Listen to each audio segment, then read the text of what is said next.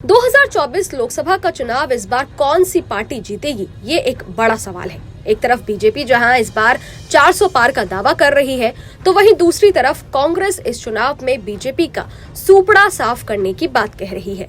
हाल ही में प्रशांत किशोर ने कुछ टीवी इंटरव्यूज में दावा किया है कि बीजेपी 370 तो नहीं पहुंचेगी, लेकिन 303 के ऊपर ही सीटों का आंकड़ा रहेगा। अब इस बीच अमेरिका की पॉलिटिकल एक्सपर्ट इयान ब्रेमर ने भारत के लोकसभा चुनाव के नतीजों को लेकर बड़ा दावा किया है। उन्होंने कहा है कि लोकसभा चुनाव में भारतीय जनता पार्टी 305 सीटें जीत सकती है। ब्रेमर ने आगे कहा है कि नरेंद्र मोदी निश्चित तौर पर तीसरी बार पीएम बनने जा रहे हैं। आज की तारीख में राजनीतिक तौर पर भारत सबसे ज्यादा स्थिर देश है। Risk and research consulting firm Eurasia group के संस्थापक ब्रेमर ने एक टीवी इंटरव्यू में कहा, राजनीतिक तौर पर स्थिर एकमात्र चीज है भारतीय चुनाव। मुझे लगता है कि इस चुनाव में बीजेपी को 305 से ज्यादा सीटें मिलती दिख रही हैं। अगर बात भारत की करें तो ये पूरे विश्व में एक ऐसा देश है जो आर्थिक मोर्चे पर लगातार अच्छा कर रहा है।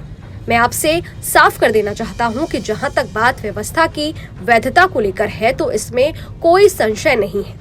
आज जमीन पर बहुत ही स्थिर व्यवस्था वाला संदेश है। मुझे लगता है कि भारत अगले साल तक विश्व की चौथी सबसे बड़ी अर्थव्यवस्था बन जाएगी। वहीं 2028 तक ये विश्व की तीसरी सबसे बड़ी अर्थव्यवस्था बन सकती है।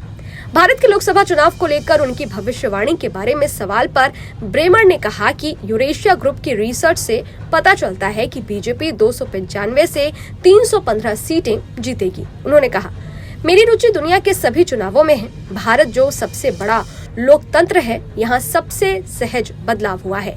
भारतीय राजनीतिक व्यवस्था में बहुत अधिक अनिश्चितता नहीं है।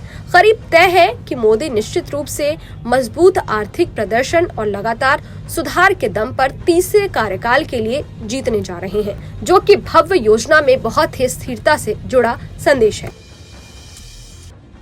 बता दें कि इससे पहले प्रशांत किशोर ने भी लोकसभा चुनाव के नतीजों को लेकर भविष्यवाणी करते हुए कहा था कि बीजेपी के लिए 370 सीटें हासिल करना असंभव है, लेकिन ये भी निश्चित है कि पार्टी 270 के आंकड़े से नीचे नहीं जा रही है। मुझे लगता है कि बीजेपी पिछले लोकसभा चुनाव में मिली संख्या के बराबर ही सीटें हासिल करने में सफल रहेगी, जो कि 303 सीटें या शायद उससे थोड़ी बेहतर है। बता दें कि लोकसभा चुनाव के 7 फेज में से अब तक 5 फेज की वोटिंग पूरी हो चुकी है। 5 फेज के तहत अब तक 428 सीटों पर वोटिंग पूरी हुई है।